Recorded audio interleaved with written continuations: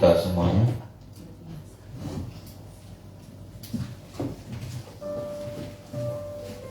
Sebelum kita mulai ibadah kita, mungkin handphone yang belum di silent bisa di silent supaya ibadah kita berjalan dengan cepat.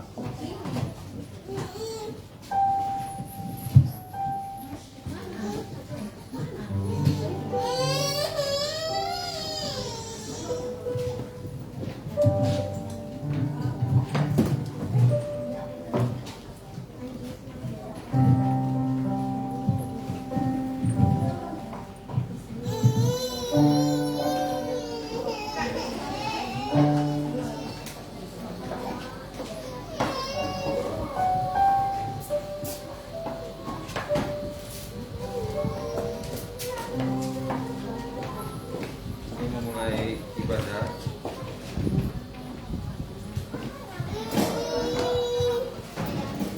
kita bisa untuk pesan dulu.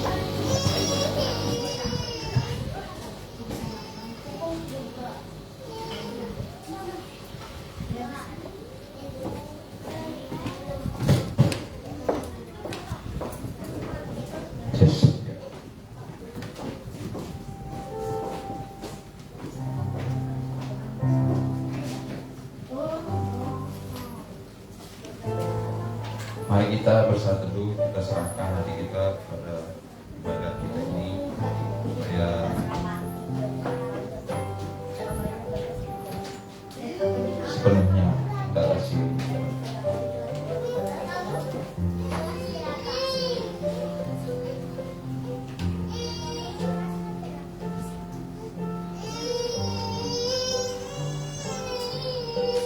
Amin. Ibadah kita dengan mengangkat pujian 1000 kali.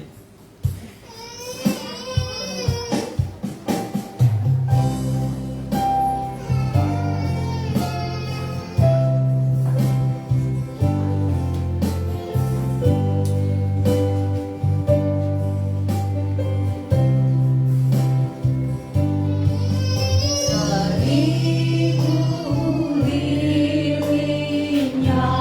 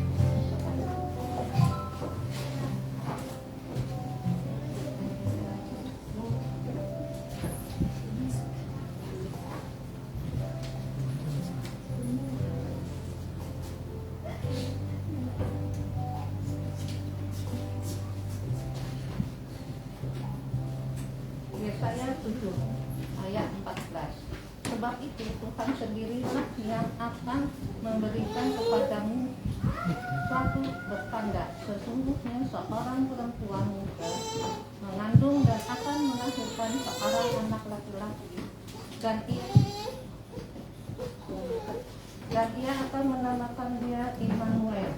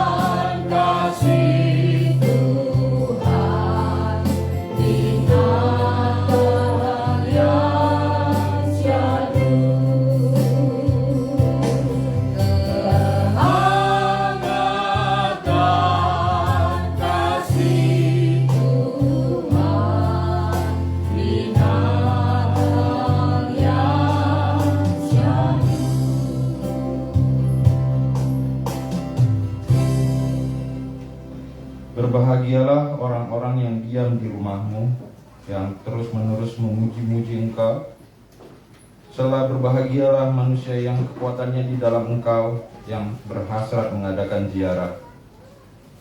Pertolongan kepada kita adalah di dalam ibadah Minggu Advent kedua ini adalah di dalam nama Tuhan Allah yang menciptakan langit dan bumi. Turunlah kiranya atas kita sekalian anugerah dari Allah Bapa, Anak, dan Roh Kudus. Amin.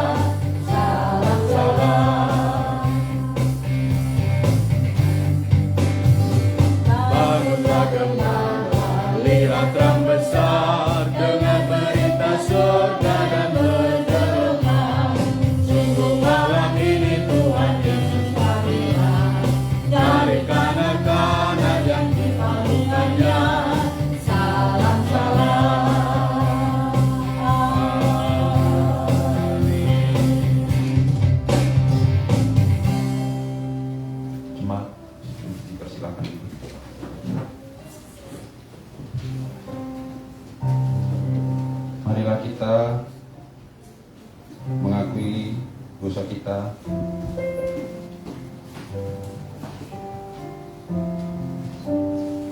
sebagaimana kita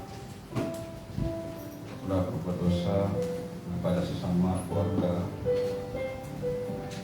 terlebih kepada Tuhan.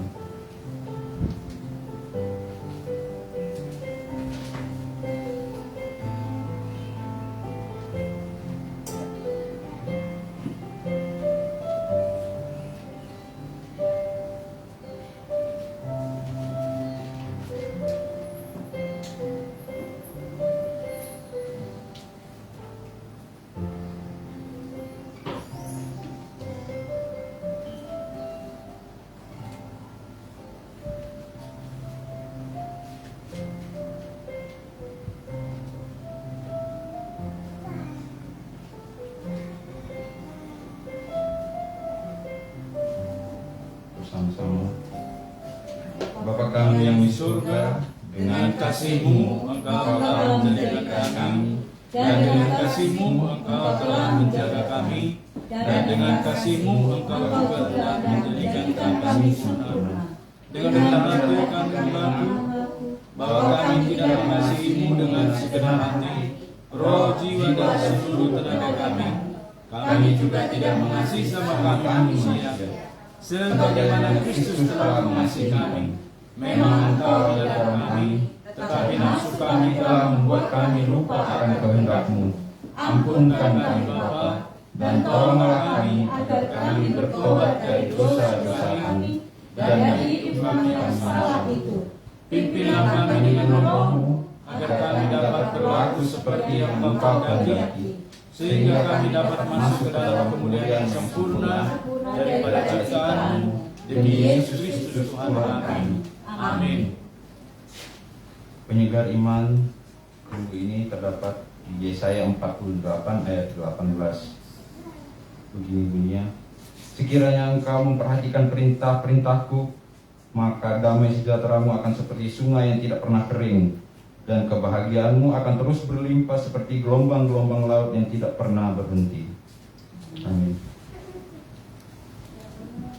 Bapa kami yang di surga, dikuduskanlah nama-Mu, datanglah kerajaan-Mu, jadilah kehendak-Mu di bumi seperti di surga. Berikanlah kami pada hari ini makanan kami yang secukupnya, dan ampunilah kami yang bersalah kami, seperti kami juga mengampuni orang yang bersalah kepada kami, dan janganlah membawa kami ke dalam pencobaan, tetapi lepaskanlah kami daripada yang jahat, karena Engkau yang punya kerajaan dan kuasa dan kemuliaan sampai selama-lamanya. Amin.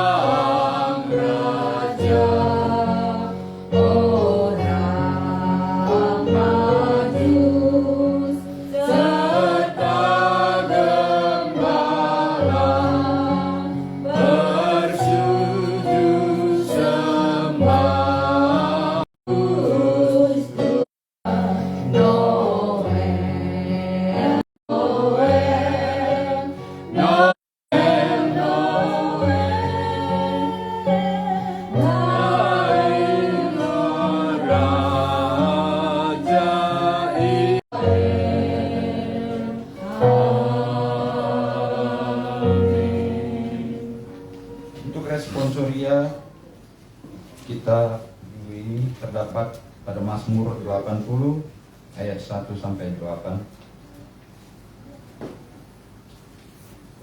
Seperti biasa saya akan membacakan ayat yang ganjil untuk para jemaat sekalian bisa baca ayat yang genap seterusnya. Untuk pemimpin biduan, menurut lagu Bunga Bakung, kesaksian Asaf, Mazmur. Hai gembala Israel, pasanglah telinga, engkau yang menggiring Yusuf sebagai kawanan domba, ya engkau yang duduk di atas para kerub, tampillah bersinar. Di depan Efraim dan Benyamin dan Manasye, bangkitkanlah keperkasaanmu dan datanglah untuk menyelamatkan kami.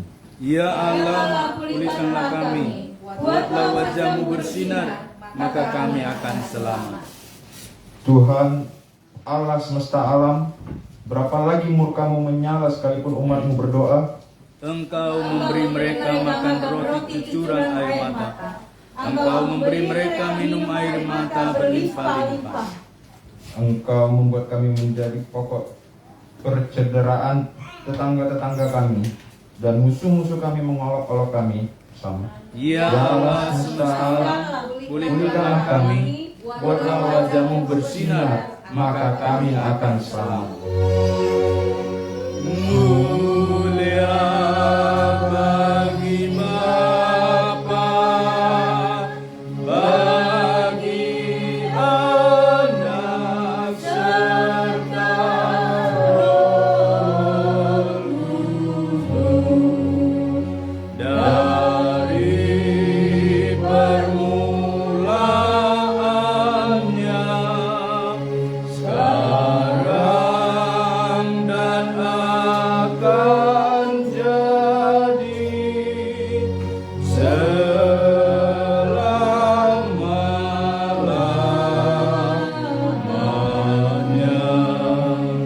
Amin.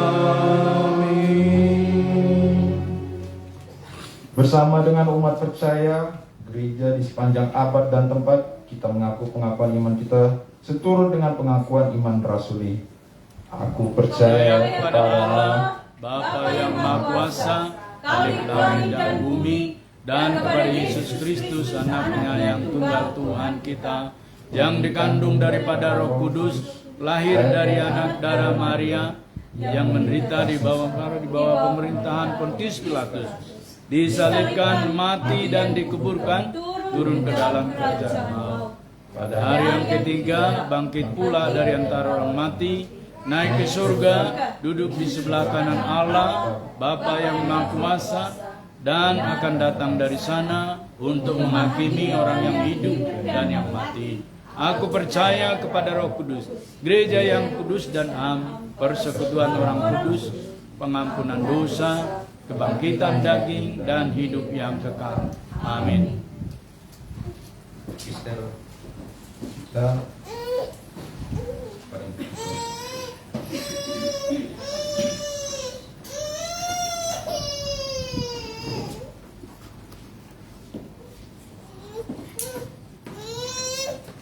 Episode kita diambil dari Ibrani 10 ayat 5 sampai 10.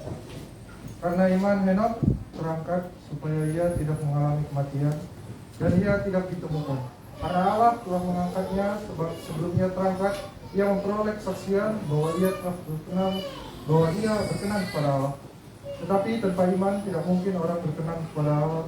Sebab barang siapa berpaling kepada Allah, dia harus percaya bahwa Allah ada, dan bahwa Allah memberi upah kepada orang yang sungguh-sungguh mencari Dia. Karena iman, makanya dengan petunjuk Allah tentang sesuatu yang belum kelihatan, dengan sangat mempersiapkan bahtera untuk menyelamatkan keluarganya. Dan karena iman itu, ia menghukum dunia, dan ia ditentukan untuk menerima kebenaran sesuai dengan iman. Karena iman Abraham taat ketika ia dipanggil untuk berangkat ke negeri yang akan diterimanya, menjadi milik ucapannya. Lalu ia berangkat dengan tidak mengetahui tempat yang ia tuju. Karena iman ia diam di tanah yang dijanjikan itu, seolah-olah di suatu tanah asing, dan di situ ia tinggal di kemah dengan Ishak dan Yakub, yang turut menjadi ahli waris janji yang satu itu. sebab ia menanti-nantikan kota yang mempunyai dasar yang direncanakan dan dibangun oleh Allah. Amin. Berbahagialah setiap orang yang mendengarkan firman Tuhan serta melakukannya dalam kehidupannya sehari-hari. Amin.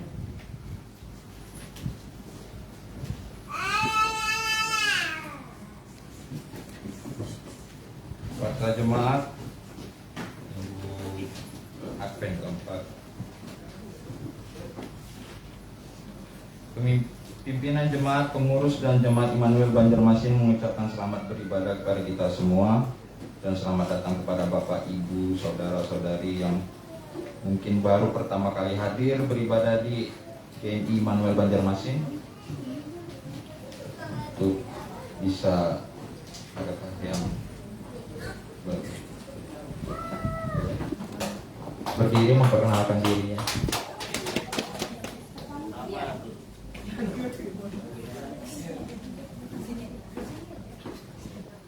Sini pun bisa. Boleh. Shalom. Perkenalkan, nama saya Aljan Tani. Saya dari Sorong, Papua Barat. Selamat datang di GMI. Ya, Pak. Berikutnya Ibu. Boleh di situ aja. Perkenalkan, nama saya Lani Setiawati Om. Baru pertama kali karena saya pertama kali sama Ibu Novi. Ya, selamat datang Ibu.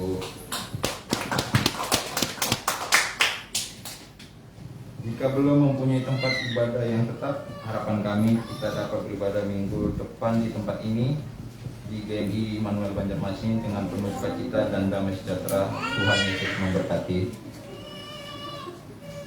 Bagi yang membutuhkan pelayanan berupa konseling, doa, dan pelepasan dari ikatan roh-roh jahat dan kuasa-kuasa kegelapan, serta membutuhkan bimbingan pranikah dan pernikahan, baptisan, dan sidi, serta pemakaman, dapat menghubungi pimpinan jemaat tertera di warta kita ya.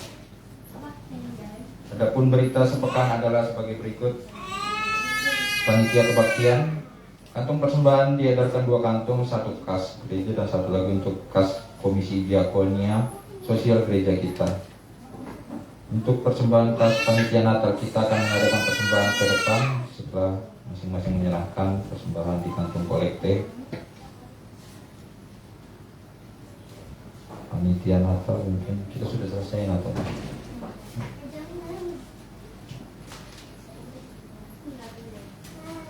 Untuk anggaran panitia Natal dan tahun baru ada tertera di warta jemaat, bisa kita baca di warta masing-masing. Komisi keanggotaan dan evangelisasi, tugas dan tanggung jawab anggota jemaat. Tugas dan tanggung jawab anggota jemaat adalah setia menepati janji yang telah dijanjikannya di hadapan jemaat sewaktu ia diterima sebagai anggota jemaat. Antara lain 1. Rajin membaca firman Tuhan setiap hari. 2. Rajin dan tekun berdoa setiap hari. 3. Rajin mengikuti setiap kebaktian seperti kebaktian keluarga, kebaktian rumah tangga, kebaktian umum, kebaktian evangelisasi, kebaktian kebangunan rohani, dan kebaktian-kebaktian lainnya. 4. Setia mempersembahkan persepuluhan setiap bulan.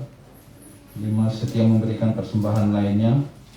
6. Berpartisipasi aktif dalam semua pelayanan di jemaat GMI.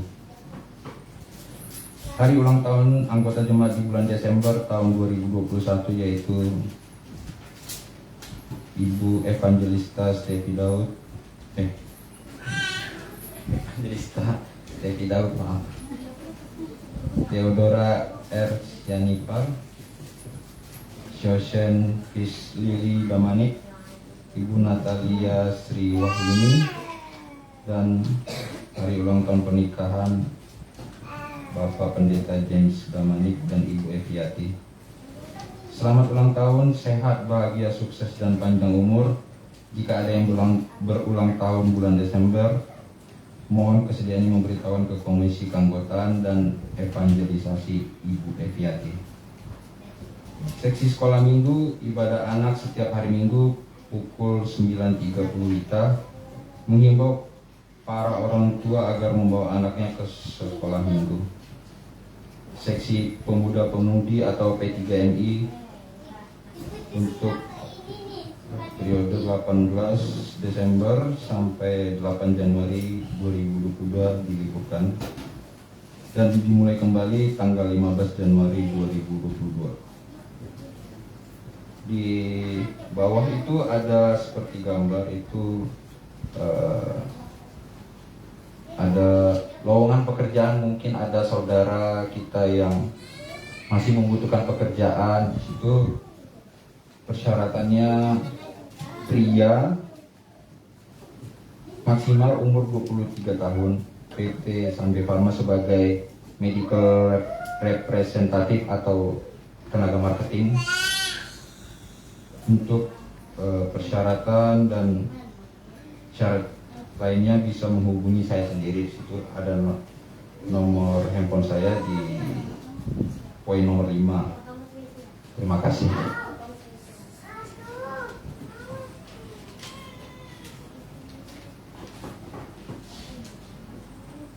Kita angkat pujian kita dari nyanyian rohani Metodis ayat 234. Hai dunia gembira.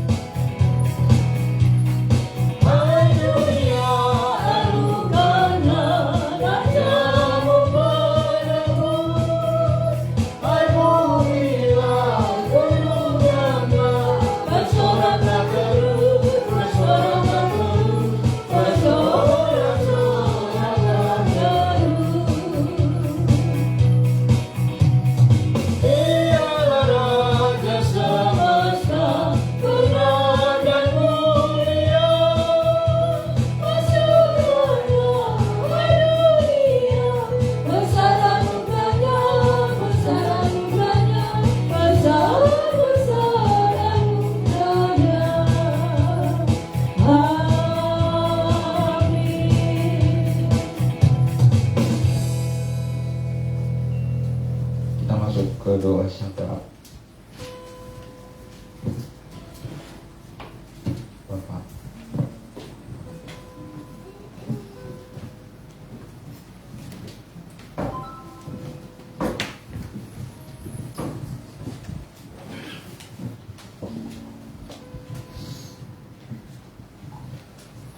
jemaat Tuhan, mari bersyafaat. Bapa di surga, selalu di hati kami bersemangat ketika kami menghadapi bulan Desember. Terima kasih ya Bapak, di tiap-tiap langkah kami memperingati hari kelahiran Yesus Kristus, dan itu juga menjadi kenangan bagi kami sejak masih kanak-kanak hingga saat ini ya Bapak. Betapa setiap Natal ada semangat yang luar biasa, ada sukacita yang luar biasa. Dan untuk itu, terima kasih ya Bapak, karena Engkau masih mempertemukan kami di hari Natal di tahun ini. Bapak di surga, jikalau kemarin kami sudah merayakannya untuk jemaat GMI Immanuel Banjarmasin, terima kasih karena kami boleh bersukacita untuk merayakannya tanpa hambatan suatu apapun. Bapak di surga, di tengah-tengah sukacita Natal, kami juga berdoa untuk saudara-saudara kami, baik yang seiman maupun yang berbeda di dalam mengarungi kehidupan di negara kami Republik Indonesia, hingga boleh kami hidup berkehidupan berkecukupan ya Bapak. Untuk itu berkati pimpinan tertinggi kami Bapak Presiden Jokowi yang saat ini begitu banyak kendala dan masalah hingga perlu perhatian ya Bapak. Kami secara khusus berdoa untuk para korban Gunung Merapi Semur. Kiranya Engkau berkati banyak anak-anak yang serba kekurangan di sana, Banyak orang tua yang merasa kehilangan segala-galanya, tetapi berkat Engkau ya Bapa, mereka boleh untuk kembali bersemangat menghadapi di akhir-akhir tahun ini. Gereja kami yang saat ini sedang menggeliat, kiranya tetap jamaah tangan-Mu agar kami boleh menjadi terang di antara aras gereja-gereja yang ada. Bapa di surga, terlalu banyak yang memang ingin kami tekadkan kepadamu, tapi kami yakin dan percaya di tiap studi kami, di tiap pekerjaan kami, apapun profesi kami, Engkau selalu memberkati kami ya Bapak, sehingga kami boleh di dalam keluarga, masing-masing keluarga, kami boleh berkehidupan dan berkecukupan. Bapak di surga, terkhusus untuk gereja kami, banyak rencana-rencana yang saat ini kami bergelut untuk tempat ibadah ya Bapak. Berkati kami, berkati kekuatan-kekuatan yang ada di Gereja Metodis Indonesia. Hingga tahun-tahun mendatang kami boleh mencari tempat yang permanen. Hingga tahun-tahun mendatang kami boleh bersukacita memuji dan memuliakan nama-Mu di tempat yang baru. Ini tekad kami ya Bapak. Bapak di surga, demikian juga jemaat-Mu yang saat ini sedang dilanda berbagai persoalan, permasalahan. Demikian juga sakit penyakit ya Bapak. Berkati sehingga mereka boleh bersukacita, sehingga mereka boleh disembuhkan dalam nama Yesus Kristus. Bapa di surga, hari-hari kami serahkan sepenuhnya di tangan-Mu. Demikian juga rencana-rencana kami ke depan ya Bapak, di dalam memasuki bulan Desember, kiranya Engkau berkati, boleh kami merayakan hari khusus yang menjadi peringatan hari kelahiran anak Yesus Kristus. Terima kasih ya Bapak atas berkat dan karunia-Mu pada kami sekalian, pada kami jemaat-Mu, masing-masing keluarga, masing-masing juga di dalam pendidikan, dan apapun yang kami lakukan, khususnya para pemuda dan mahasiswa yang saling terpisah dengan orang tua, sehingga sukacita Natal selalu melingkupi mereka ya Bapak, dan boleh saling komunikasi di tempat yang jauh dengan keluarga maupun orang tua, dan itu akan mengobati kerinduan hingga boleh nanti tetap di dalam semangat menyelesaikan pekerjaan maupun studinya. Terima kasih ya Bapak, dalam Yesus Kristus kami mengucap syukur di dalam syafaat kami. Amin. Kita akan mendengarkan firman Tuhan yang akan dibawakan oleh Bapak Pendeta James dengan tema nubuat kelahiran Yesus Kristus Sang Mesias, sebagaimana terambil dari Mika 5 ayat 2 hingga yang 5. Sempurna kita nyanyikan pujian kita, pujian jemaat dari nyanyian rohani Metodis nomor 243, Kita Surga Bergema.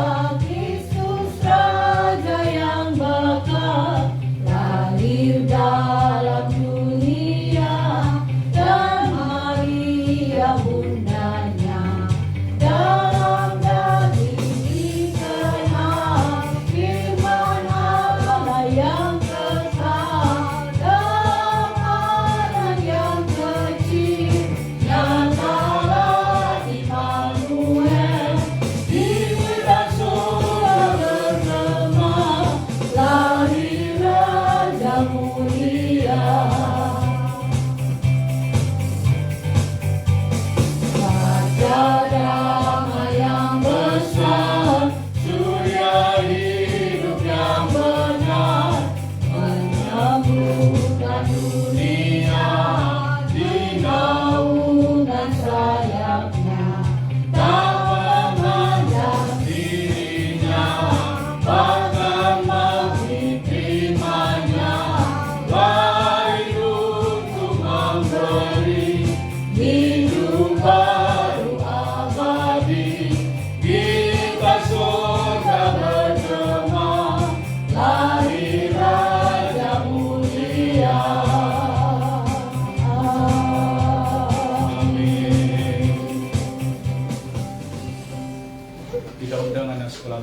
depan kita utus ke sekolah minggu.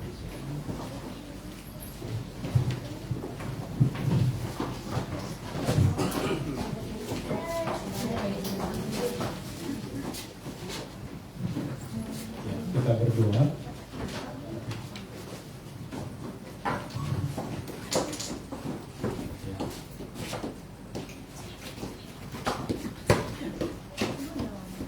Kita berdoa. Tuhan Bapa di surga, kami menyerahkan semua anak sekolah minggu yang makin hari bertambah. Tuhan kirim ke kami Manut Banjarmasin melalui keluarga-keluarga yang sudah menyatakan tekad untuk mengutamakan Kristus di rumah tangga mereka sebagai bahan ajar ataupun fondasi iman Kristen bagi anak-anak yang telah Tuhan berikan kepada mereka. Hamba tumpang tangan untuk anak-anak ini, berkati di dalam nama Yesus, kuasa-Mu menolong dan hikmat kekuatan Tuhan menyertai, panjang umur dan berlimpah. Bahkan juga kami terus berdoa menyerahkan dalam tangan kuasa-Mu ya Tuhan. Terima kasih Bapa di surga, anak-anak ini adalah milik-Mu. Kelak mereka menjadi pemimpin dan berkati pelajaran mereka hari ini. Dalam nama Yesus kami berdoa dan mengucap syukur. Amin. Silakan.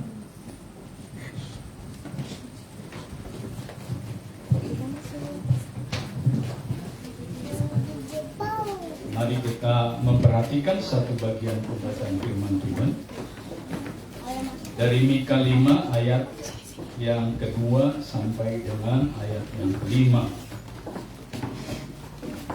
Dan saya akan membaca ayat yang pertama sampai dengan kelima.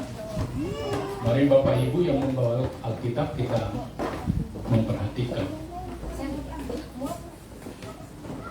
Tetapi engkau, hai Bethlehem Efrata, hai yang terkecil di antara kaum-kaum Yehuda, daripadamu akan bangkit bagiku seorang yang akan memerintah Israel, yang permulaannya sudah sejak purbakala, sejak dahulu kala.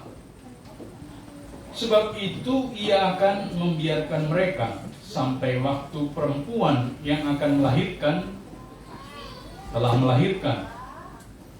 Lalu selebihnya dari saudara-saudaranya akan kembali kepada orang Israel. Maka ia akan bertindak dan akan mengembalikan mereka dalam kekuatan Tuhan, dalam kemegahan nama Tuhan Allahnya. Mereka akan tinggal tetap, sebab sekarang ia menjadi besar sampai ke ujung bumi. Dan dia menjadi damai sejahtera apabila Asyur masuk ke negeri kita, dan apabila ia menginjak tanah kita, maka kita akan membangkitkan melawan dia 7 gembala, bahkan 8 pemimpin manusia. Mereka itu akan mencukur negeri Asyur dengan pedang, dan negeri Nimrod dengan pedang terhunus. Mereka akan melepaskan kita dari Asyur apabila ia ini masuk ke negeri kita dan menginjak daerah kita. Sedemikian jauh pembacaan firman Tuhan ini, Bapak Ibu, saudaraku yang mengasihi Tuhan. Tentu yang berbahagia adalah setiap kita yang membaca, merenungkan, tetapi juga yang mempraktekkan firman Tuhan ini dalam hidup kita hari lepas hari. Haleluya. Ada beberapa kali disebutkan di sana ia. Sekalipun dalam terjemahan Lembaga Alkitab Indonesia tidak ditulis ia adalah besar, tetapi ia itu adalah kata ganti yang menunjuk kepada Daud. Artinya dari Daud itulah akan lahir seorang pembebas yang dalam bahasa Ibrani disebut dengan Mesaya atau Mesias. Itulah sebabnya ia itu menunjuk pada satu figur, yaitu Raja Daud. Sebab firman Tuhan ini, Bapak Ibu, saudaraku, adalah nubuatan. Disebutkan nubuatan karena waktu diucapkan oleh Nabi Mika tidak digenapi 1 tahun kemudian. Seperti kita makan cabai, dimakan langsung terasa pedasnya. Itu maunya manusia.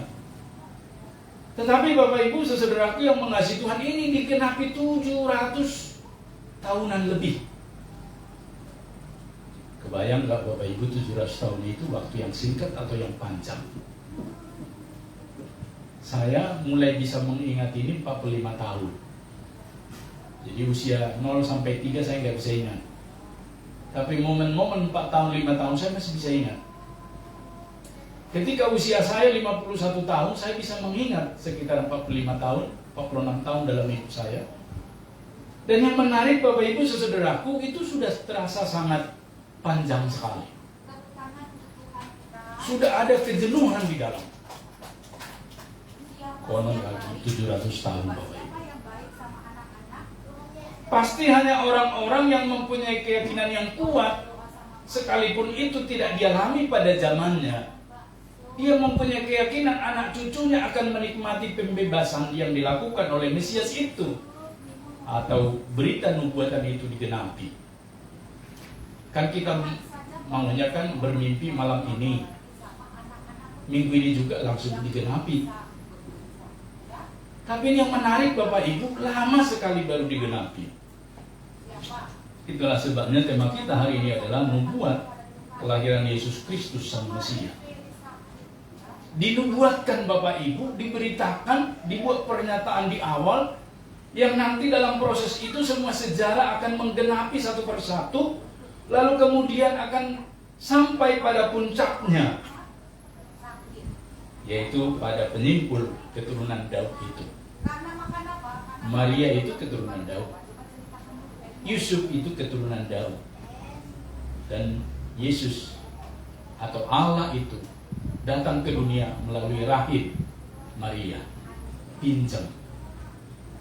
Tidak ada kontribusi sesuatu dari Yusuf di sana, murni meminjam rahim. Itulah sebabnya sekalipun dia adalah Allah, dia tidak disebut reinkarnasi, tapi disebut inkarnasi, yaitu satu pemahaman bahwa dia hanya lahir melalui perawan Maria, dan tidak ada kontribusi Maria di sana, sehingga Allah itu tetap utuh.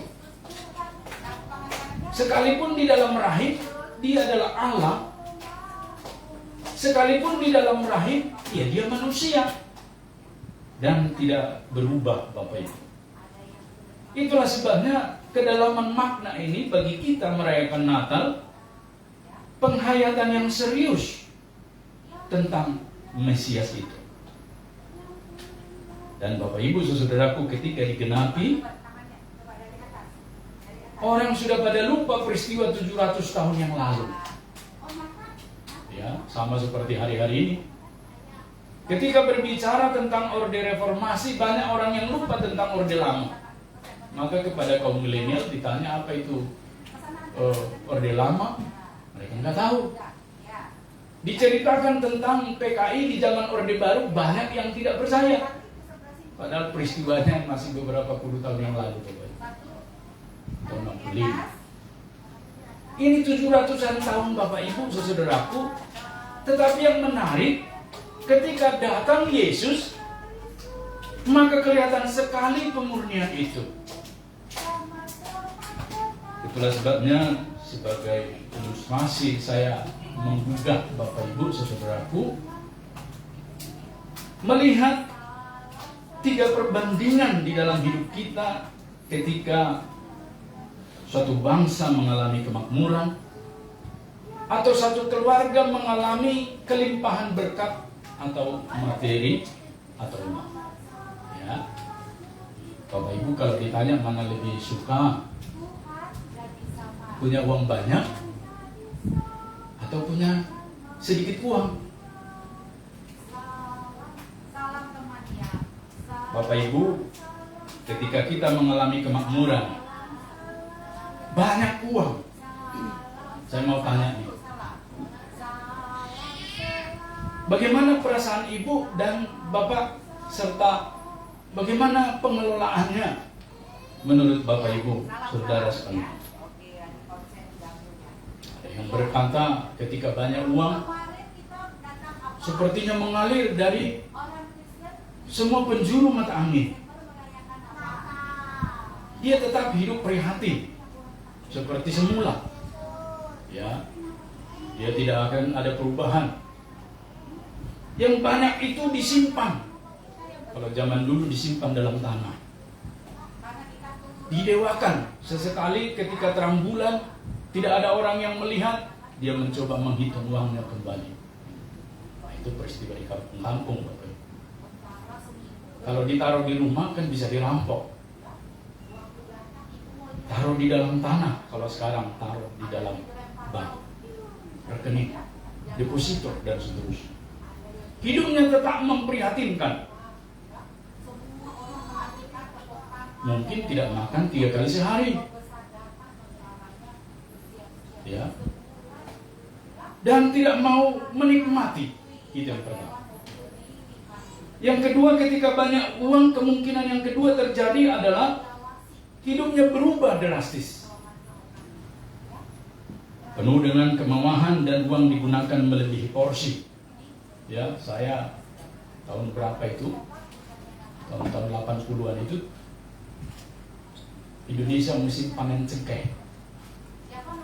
Di Sulawesi Utara itu, Bapak Ibu, kalau pernah ke sana banyak kebun-kebun cengkeh. Kaya mendadak. Bayangkan pada waktu itu belum ada fasilitas listrik. Dia pergi ke kota, dia beli kulkas, taruh di rumah. Bisa berfungsi nggak kira-kira Bapak Ibu? Nggak bisa, nggak ada listrik. Taruh tempat kain. Kulkas menjadi tempat kain. Tempat yang macam-macam. Sama seperti beberapa waktu yang lalu, orang-orang tua banyak membeli BlackBerry. Tapi dia hanya tahu pencet untuk menelpon saja. Dan SMS. Kalau nelpon dan SMS kan handphone Cina juga bisa. Pada waktu itu Nokia bisa. Tetapi beli BlackBerry 2 jutaan. Sama seperti sekarang. Banyak orang membeli HP Android. Tapi yang digunakan cuma WhatsApp. Kadang-kadang nelpon sedikit. Sisanya nggak digunakan. Ya percuma. Berubah drastis, penuh dengan kemewahan dan uang digunakan melebihi porsi. Akhirnya Bapak Ibu tanpa manajemen, ya kembali ke posisi awal. Ada yang seperti itu Bapak Ibu. Yang ketiga, hidup memang berubah drastis. Menikmati kemewahan dan kemakmuran dengan penggunaan uang, tetapi seimbang. Tadinya tidak berjas, sekarang jahitkan jas. Tadinya tidak mempunyai di tangannya yang kuning-kuning kinclong, sama di lehernya yang kinclong, di kuping, pasang semua. Bahkan kalau di pesta suku-suku tertentu sampai keberatan itu lehernya membawa, sehingga agak nunduk sedikit. Bu, kenapa nunduk-nunduk, Bu? Iya, biasalah katanya. Tapi ternyata karena udah agak berat, berapa gram gitu ya di lehernya. Dan Bapak Ibu saudaraku yang mengasihi Tuhan, makanannya pun berubah. Kalau yang tadi jor-joran, kalau yang kedua tadi habiskan semua, pergi ke hotel-hotel mewah, makan yang mewah-mewah. Apa ini? Makan apa ini? Oh, mentah-mentah. Oh, kita coba. Nah, makan mentah-mentah Jepang itu kan coba. Dan seterusnya. Kalau ini sesuai dengan porsinya. Sesekali bolehlah ke pizza. Sesekali bolehlah ke restoran Highlight. Ada restoran Highlight di sini? Shanghai. Oh, Shanghai. Kan nggak pernah Bu, tapi meja putarnya nggak ada. Bapak Ibu saudaraku, hidup seperti itu ketika mengalami banyak materi. Nah, dari yang ketiga ini Bapak Ibu pilih mana? Ada yang pertama? Ada yang kedua? Ada yang ketiga? Saya rasa bersama dengan saya ketiga kita semua. Yang manapun yang kita pilih, seandainya kita di dalam kondisi seperti itu, mesti kita berpikir yang sehat pasti memilih opsi yang ketiga. hidup berubah drastis dan menikmati kemakmuran secara seimbang. Ya, jangan seperti mama saya waktu pertama diajak ke Jakarta. Kami tahun 70-an ke Jakarta gitu, naik kapal tampung masih dari Medan. Kami dibawa ke hotel makan restoran. Ini dimasak pakai kayu api atau enggak ini? Katanya ke abang saya. Enggak. Nanti kita sakit perut semua. Janganlah katanya. Jadi kami gak jadi makan hanya karena tidak dimasak dengan kayu api. Dia dari di rumah seminggu di training. Ma, ini begini, begitu, begini. Ini begini kita jadi, iya. Tapi nanti ketika kami pergi menikmati misalnya ke Ancol, ditanya sesuai dengan prosedur yang dari kampung. Karena saya kan dari kampung-kampung Bapak Ibu. Gak ada di peta, jadi gak usah dicari Bapak Ibu. Di pelosok Sumatera. Tetapi yang menarik Bapak Ibu, harus seimbang. Sampai kita bilang, Mak, nanti uang ini dikumpul untuk apa? Mama jalan-jalan lah. Kalau bapak saya, iya saya mau jalan-jalan. Jalan-jalan dia Bapak Ibu. Tapi mama, artinya banyak orang yang seperti itu tidak mau berimbang. Jika ada Bapak Ibu yang memilih nomor 1 dan nomor 2, berarti sama dengan keadaan bangsa Israel 700 tahun yang lalu, ditambah 2000, berarti 2700 tahun yang lalu. Mirip. Sebelum zaman Tuhan Yesus datang lahir ke dunia, berarti kalau kita hitung dari zaman kita ini sekitar 2700 tahun yang lalu. Dan itulah yang menjadi latar belakang Bapak Ibu firman Tuhan yang datang kepada Nabi Mika. Dan dinubuatkan di sana segala sesuatu berkaitan dengan bangsa Israel tatkala mereka mengalami kemakmuran. Jadi nubuat tadi datang ketika bangsa Israel makmur, berlimpah makanan. Mereka bertanam gandum subur melimpah. Mereka mempunyai ternak sapi, lembu, kambing, domba, unta dan seterusnya. Gak ada yang mati-mati, semua sehat-sehat. Gak ada perampokan, tidak ada musuh datang mengganggu, membegal. Gak ada, semua aman. Kira-kira Bapak Ibu kalau dalam keadaan aman kita nih, datang berita yang menyatakan, bertobatlah, Tuhan akan menghukum engkau. Kira-kira masuk akal nggak Bapak Ibu? Kita pasti berpikir yang sehat. Masa dalam keadaan makmur begini, ini kan bukti pemeliharaan Tuhan kepada kami. Masa sih Tuhan sedang mau mempersiapkan kami dihukum? Rasanya tidak masuk akal Bapak Ibu. Tetapi itulah yang terjadi kepada bangsa Israel. Kalau kita perhatikan struktur penulisan dari kitab Mika itu, pasal 1 sampai ketiga itu pernyataan penghakiman semua. Satu bagian yang dinyatakan Tuhan melalui Mika supaya mereka hidup di dalam keadilan. Berarti sekalipun mereka dalam kondisi kemakmuran, terselip di sana pola hidup tidak adil.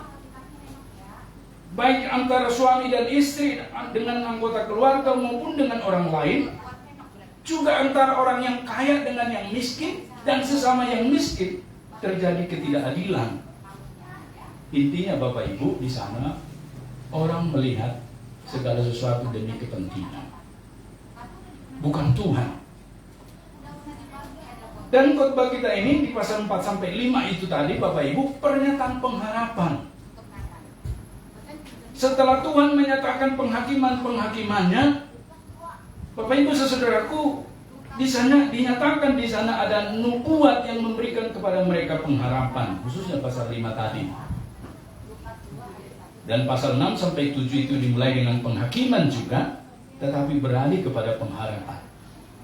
Berarti kitab Mika ini adalah kitab yang menyatakan kritikan sosial kepada bangsa Israel.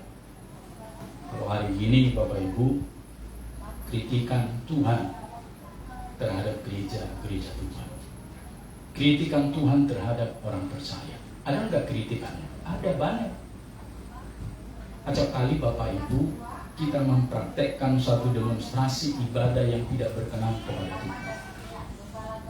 Tapi karena dibungkus dengan sesuatu yang gebiar, meriah seperti entertainment, yang mengharu-birukan perasaan-perasaan kita, ya banyak orang menangis dalam ibadah.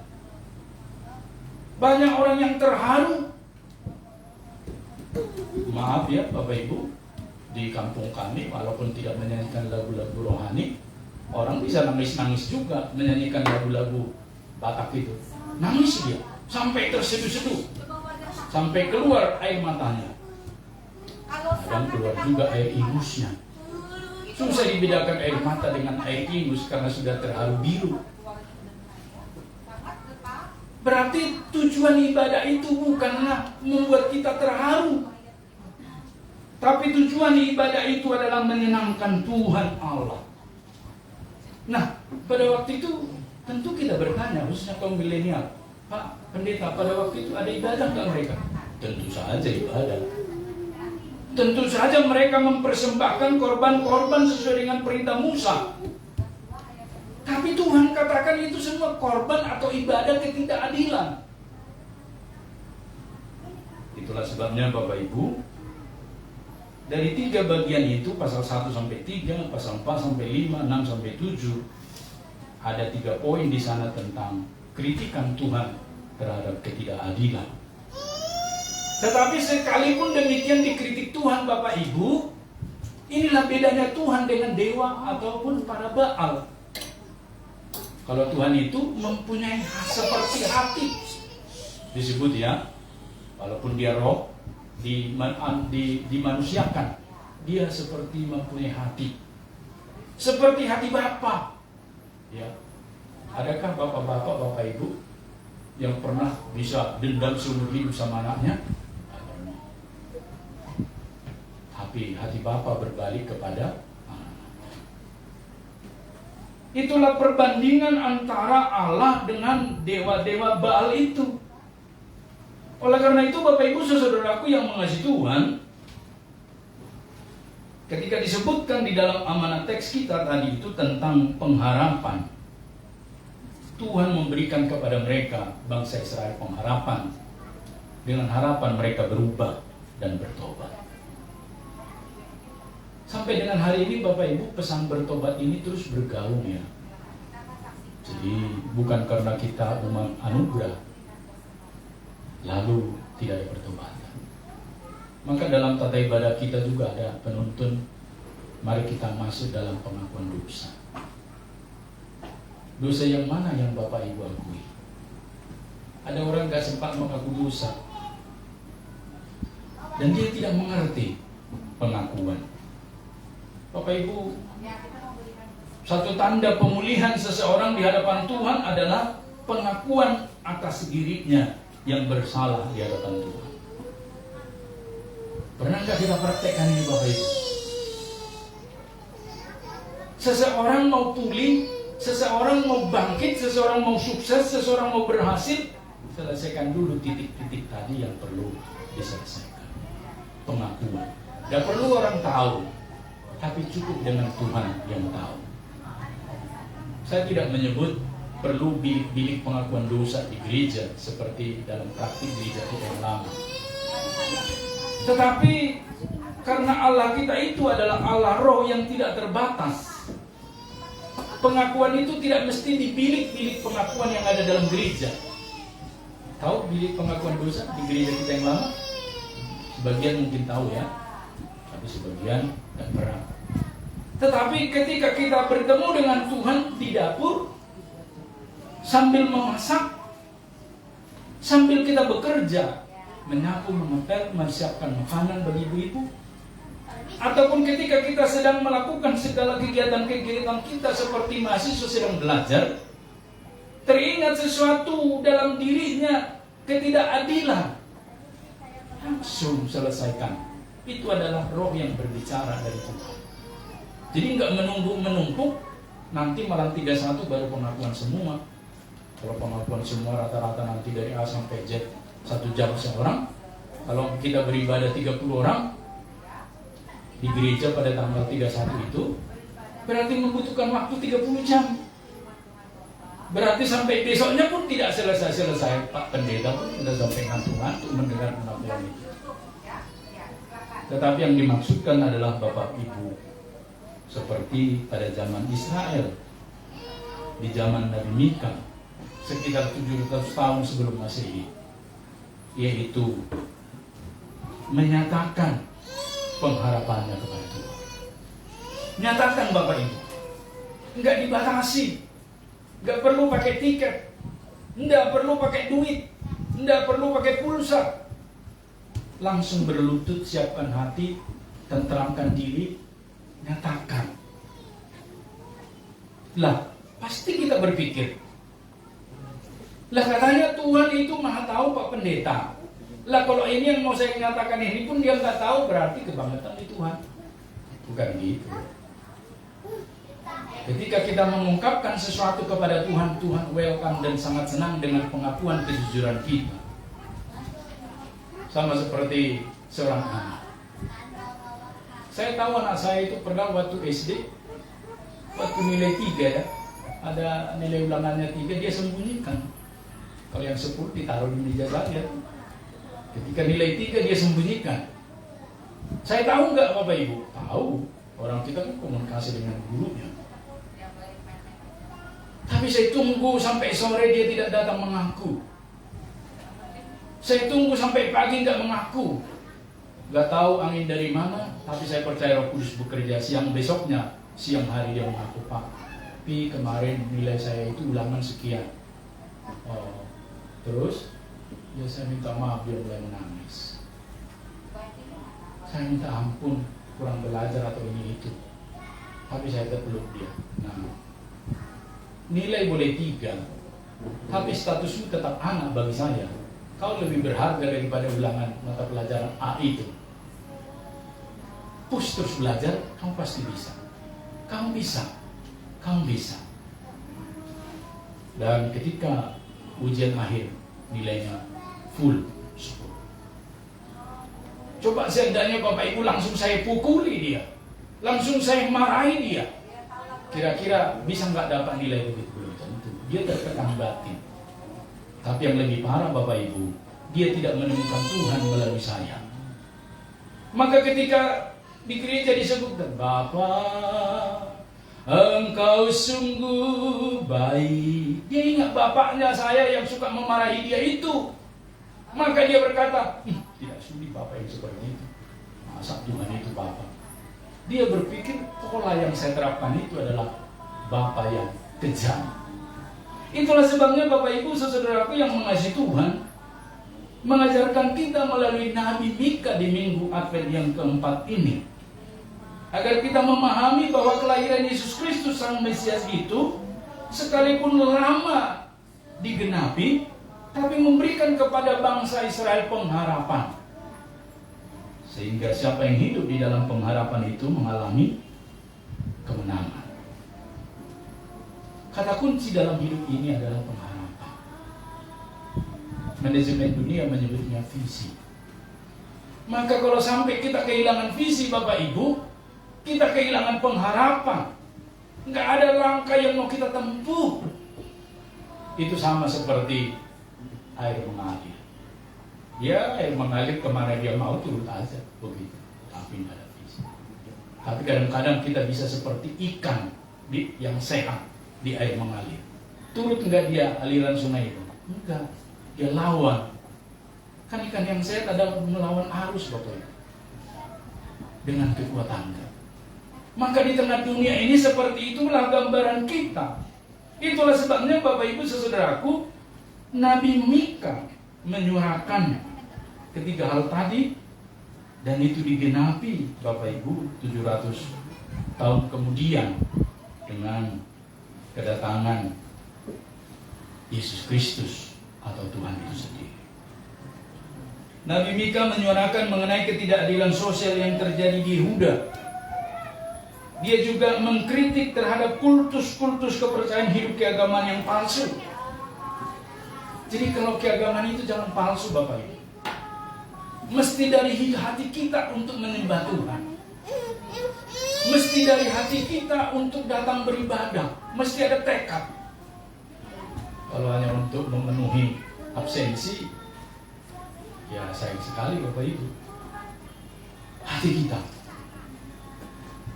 Saya juga dulu nggak mengerti seperti itu Bapak Ibu.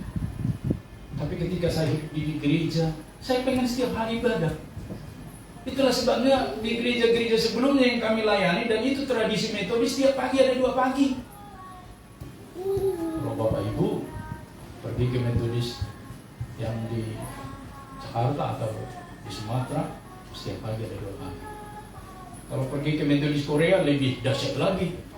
2 paginya aja bisa 3 sesi, jam 4, jam 5, jam 6. Rame. Sama ramenya dengan ibadah umum.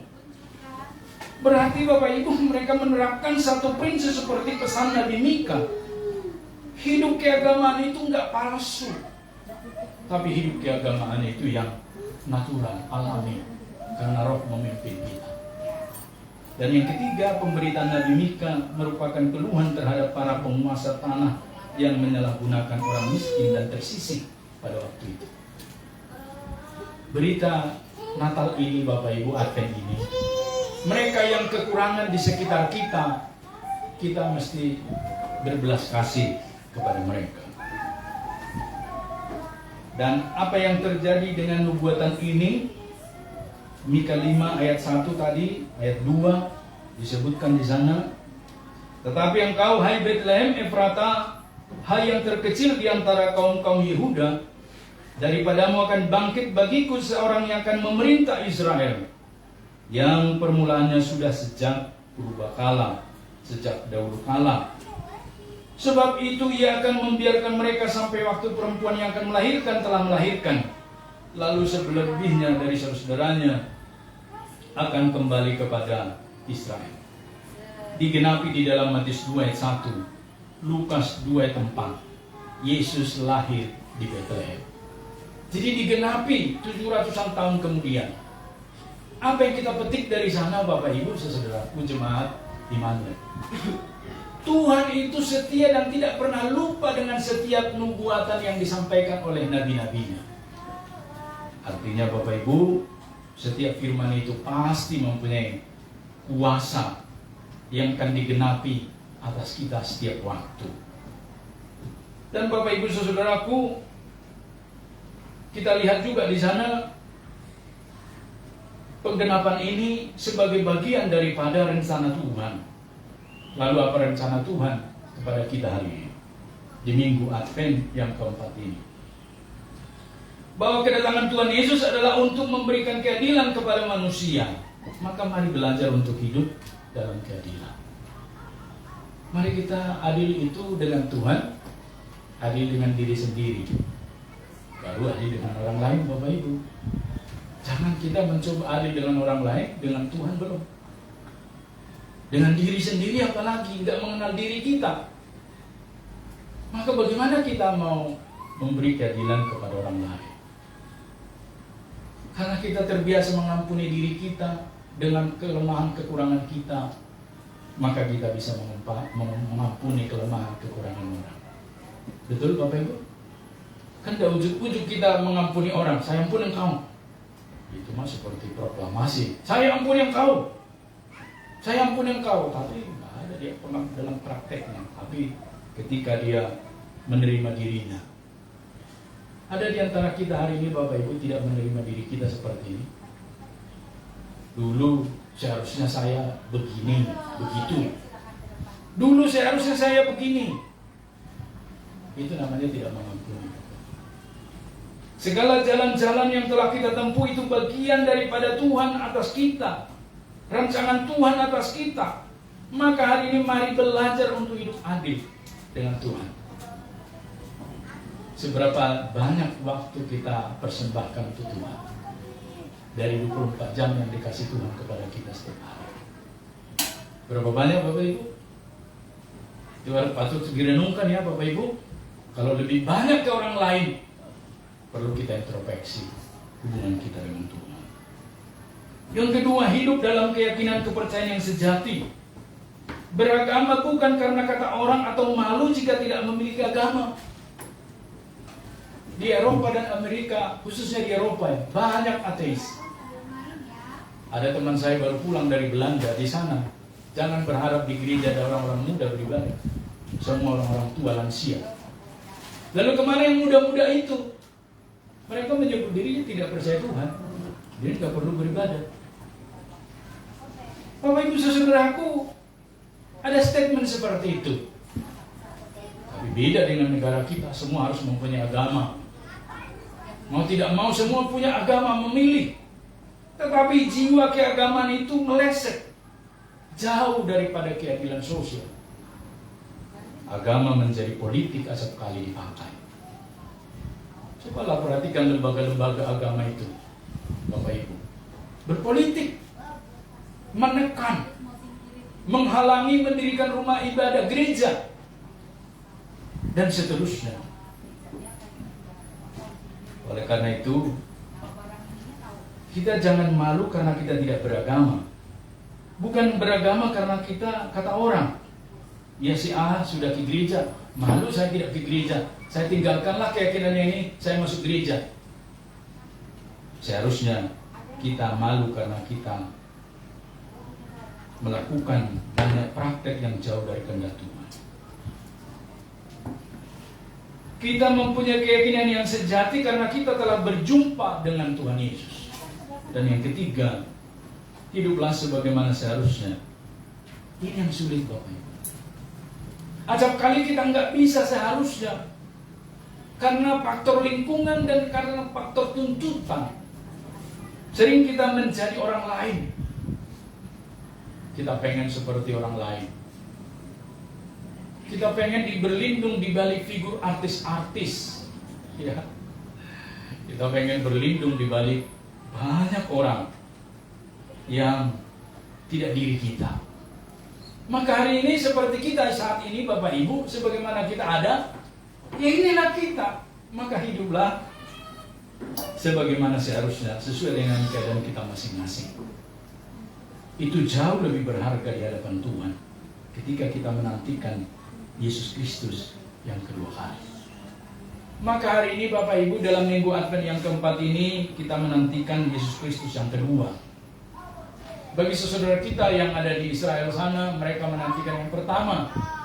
Sebab kedatangan Tuhan yang pertama itu mereka tidak terima sampai hari ini. Ketika ditanya, siapakah Yesus bagimu? Rata-rata mereka akan menjawab, dia adalah my neighbor. Dia menyebut dia adalah tetangga. Jadi Yesus itu tetangga mereka, bukan Tuhan dan Juru Selamat pribadi mereka. Tetapi bagi kita yang percaya kepadanya Bapak Ibu, Yesus itu adalah Mesias. Artinya yang menggenapi, yang menyempurnakan semua tata-tata ibadah yang dipraktekkan di perjanjian lama. Yesus menyempurnakan. Dan penutup dalam khotbah ini Bapak Ibu, mari kita datang kepada Tuhan Yesus. Di dalam perayaan Advent dan Natal, satu bentuk bagi kita untuk menantikan kedatangannya yang kedua kali, yang kita rayakan, mengingat pertemuan kita yang pertama sekali dengan Tuhan Yesus. Kapan Bapak Ibu bertemu Tuhan Yesus pertama kali? Berbeda-beda. Ada yang bertemu Tuhan Yesus ketika mendengar puji-pujian. Ada yang menerima Tuhan Yesus, bertemu Tuhan Yesus ketika mendengar khotbah.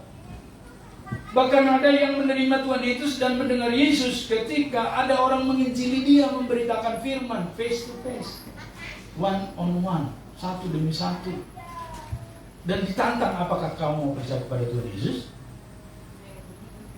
Saya malah tidak melewati proses itu. Ketika kateisasi, saya berjumpa dengan Tuhan Yesus. Dan saya menyerahkan diri saya untuk Tuhan. Enggak disuruh-suruh, tidak dibuat-buat, tidak dipengaruhi. Tapi karena saya mempunyai tekad menyerahkan. Maka hari ini Bapak Ibu, saudaraku yang mengasihi Tuhan, nubuat kelahiran Yesus Kristus Sang Mesias akan digenapi di dalam diri kita secara pribadi ketika kita menyerahkan diri kita untuk Tuhan. Sekedar di rumah ibadah, tapi ketika kita di rumah, ketika kita bekerja, Ketika kita hidup bersama dengan Tuhan, dimanapun, bahkan sambil memasak sekalipun, hadirkan Yesus di sana. Maka itulah yang disebut penggenapan terjadi dalam diri kita secara pribadi. Maka di dalam Advent dan Natal ini, nyalakanlah terus seperti lilin Advent itu, terang kita kepada orang-orang di sekitar kita. Kadang mengajak mereka hari-hari Minggu biasa susah. Ayo ke gereja, konotasinya mau ke Kristen kan bahayanya. Tapi ketika kita ajak di dalam perayaan Natal, mau nggak ikut perayaan? Ada sedikit pintu celah kepada mereka untuk boleh mendengar firman Tuhan.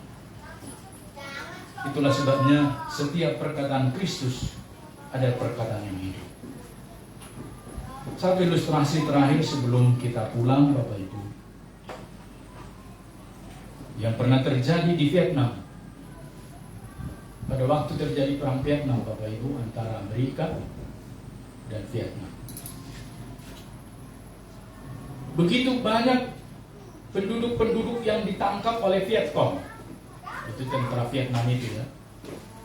Dan ada satu penduduk ini yang ditangkap ini percaya kepada Tuhan Yesus. Dan dia selalu membawa Alkitabnya. Dan ternyata Alkitab itu disita oleh tentara itu. Tetapi Bapak Ibu, dijanjikan bahan olok-olok oleh tentara itu Alkitab itu. Bukan disobek-sobek atau dibaca, tetapi menjadi tempat mengelap tentara-tentara itu setelah buang air besar. Disobek Alkitab ini. Jadi ditaruh di dekat toilet. Hakus, WC. Saban tentara itu selesai buang air besar, disobek Alkitab ini, dilap, jadi pengganti air, pengganti tisu. Berserakanlah Alkitab ini dengan lembar-lembarannya, Bapak. Dan yang menarik, ada 2 orang tentara Vietcong itu. Memang sudah ada kuning-kuningnya di sana, karena bekas pakai, mengelap kotoran. Tapi dia tetap tertarik dengan Mazmur 23 itu. Tertulis 23 gitu kan, dia nggak ngerti itu Mazmur atau apa. Nah, diambil, dibaca. Tuhan adalah gembalaku, takkan kekurangan aku. Nah, dibaca terus ke bawah. Akhirnya dibersihkan. Dikantongi 2 tentara tadi, Vietcong itu. Dan dibaca lagi. Tentu sudah bau, Bapak Ibu, namanya bekas pakai ya. Dari selembar kertas itu, Bapak Ibu, yang ada Mazmur 23, bukan 2 saja tentara Vietcong ini yang bertobat, tapi sepeleton itu bertobat, sekompi-kompinya bertobat, Bapak Ibu, banyak orang. Nah, baca, dikasih mereka dibaca. Ini bekas gitu ya. Nah, baca. Tapi ada kuasa Tuhan bekerja di sana. Itu artinya perayaan Natal juga bisa bekerja melalui diri kita. Bukan penginjil tentara Vietnam itu, dia hanya membaca Mazmur 23 yang tersobek. Tapi begitu banyak orang mencari Tuhan hanya karena sobekan itu. Bagaimana dengan kita yang lengkap? Tidak sesobek itu. Alkitab ada, ini ada. Kita tinggal membuka mulut, memberitakan kepada mereka di sekitar kita. Mari kita praktekkan, Bapak Ibu. Kita penuhi tanggal 24, tanggal 25, tanggal 26. 3 hari berturut-turut, Bapak Ibu. Seperti pujian ketiga ini. Ya. Apa lagunya kemarin, Yohanes ketiga ini? Hari ini udah saya lihat, lelah sekali.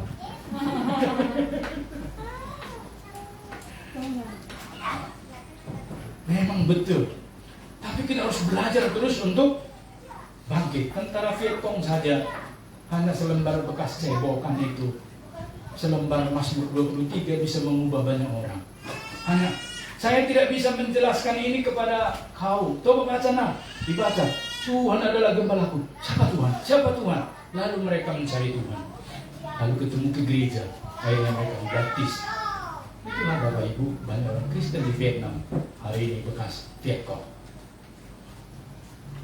Bekas begitu pun Tuhan bisa pakai. Masa kita yang sempurna tidak bisa Tuhan pakai. Lengkap murid kita bisa menceritakan Yesus. Maka hari ini kita pikirkan siapa yang mau kita ajak. Jangan biarkan mereka jatuh oleh godaan dunia. Kita yang mengangkat mereka. Amin Bapak Ibu. Ya, kita penuhkan tanggal 24. Kita lihat di warta kita ini 24, 25, 26, 31, 1, 2. Nah, itu selalu 3 hari berturut-turut. Kita masih jauh lebih kalah Bapak Ibu. Kita kan 1 hari sekali. Tetangga kita 5 kali sehari, mereka tak protes. Tapi dia mereka tak lakukan. Hari ini mengajarkan kita, dia telah lahir untuk kita. Amin. Kita berdoa. Bapa di surga, terima kasih hari ini kami belajar satu firman-Mu. Dari Nabi Mika bahwa Engkau sekalipun mengkritik, menegur umat-Mu, Engkau memberi pengharapan. Kedatangan diri-Mu sendiri yang adalah Mesias di dalam Yesus Kristus yang dikenal oleh manusia. Itulah yang kami amini dan itulah yang kami yakini. Kelahiran-Mu di hati kami membuat kami bersukacita merayakan Advent dan Natal serta semua agenda Natal dan Tahun Baru yang tersisa. Tuhan kasihani kami dan tolonglah kami Bapa, sehingga kami pulang dari tempat ini membawa berkat-berkat Tuhan. Damai sejahtera sukacita yang melimpah melingkupi kami semua. Yang sakit Tuhan sembuhkan dalam nama Yesus. Terima kasih Bapa, dalam nama Yesus kami mengucap syukur dan kami berdoa. Amin.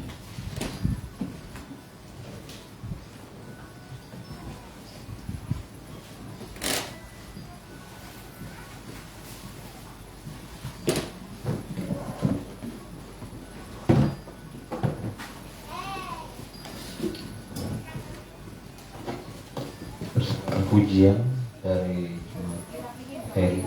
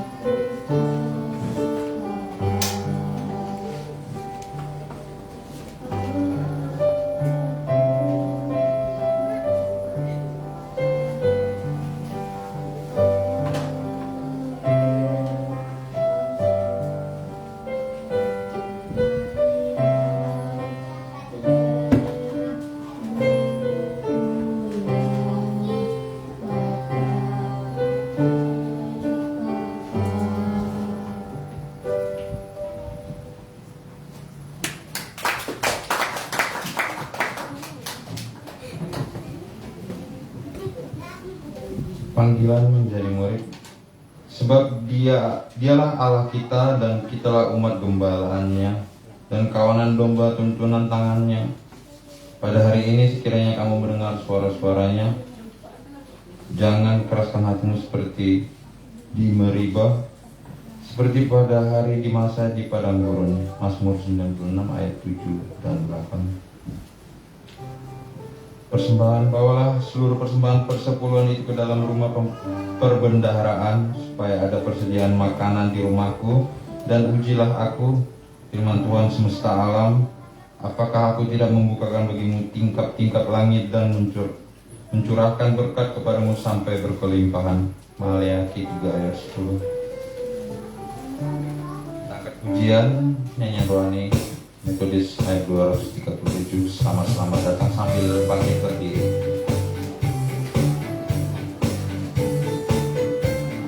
Sambil menyerahkan persembahan.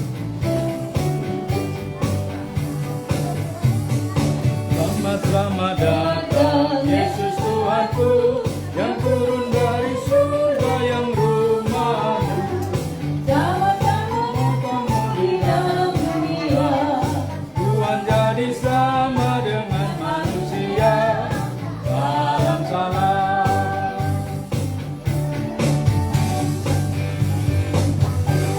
Kepala lihat bangsa dengan berita syukur dan turun. Syukur amin Tuhan Yesus datang, berikan itu yang di palungannya. Salam salam. orang Majus datang, nurut bintangnya, hendak mencari Tuhan dan menyembah. mata kemudian Dan murni persembahannya, akan memukul juru selamatnya. salam salam.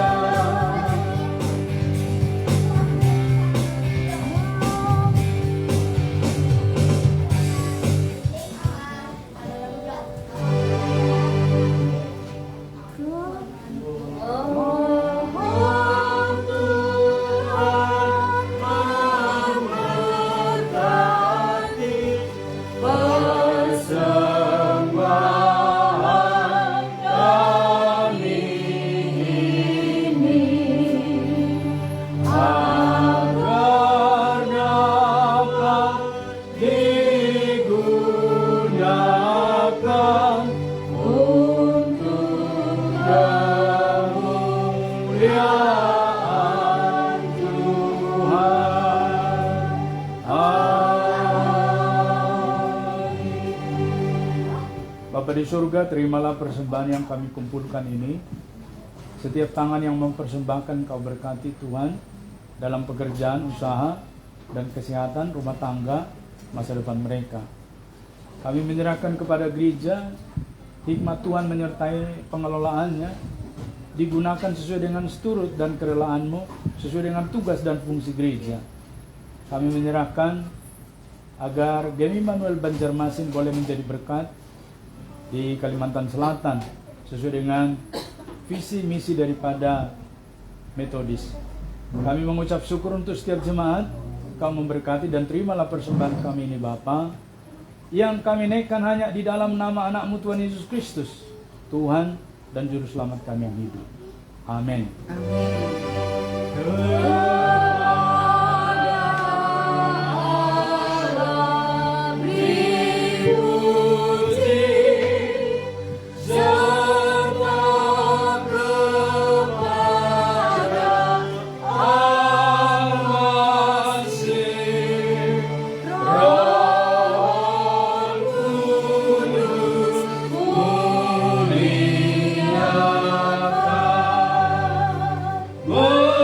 Berkuasa dan berkasihan.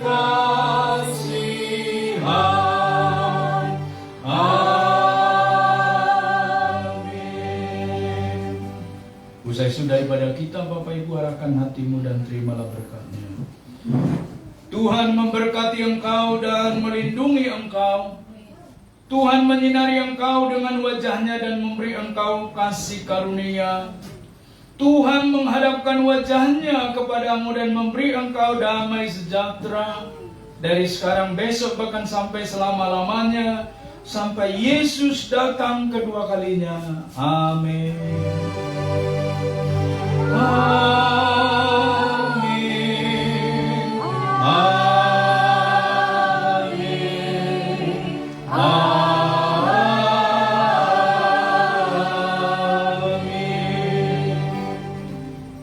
Amin. Silakan duduk secara pribadi.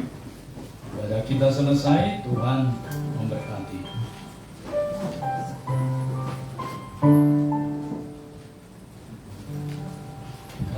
informasikan kembali Bapak Ibu, hari Jumat tanggal 24 Desember jam 5 sore kita beribadah di tempat ini merayakan Natal.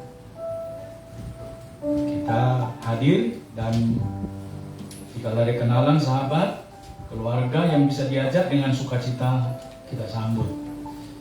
Disambung besoknya hari Sabtu 25 Desember jam 5 sore kita juga beribadah, dan disambung besoknya lagi tanggal 26 Desember tapi jam 9.30 kita beribadah. Mohon warta jemaat ini bawa pulang Bapak Ibu supaya kita mempersiapkan diri sesuai dengan nama-nama yang sudah disebutkan sebagai pelayan di sana. Tuhan memberkati kita.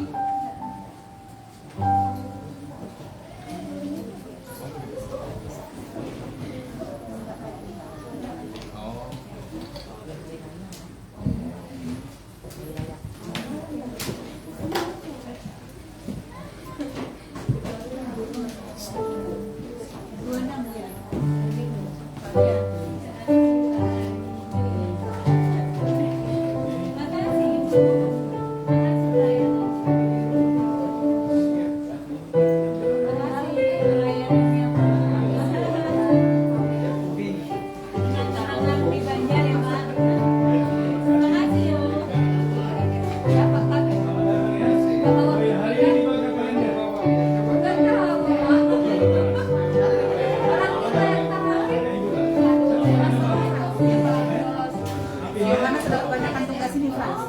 Kalender. Terima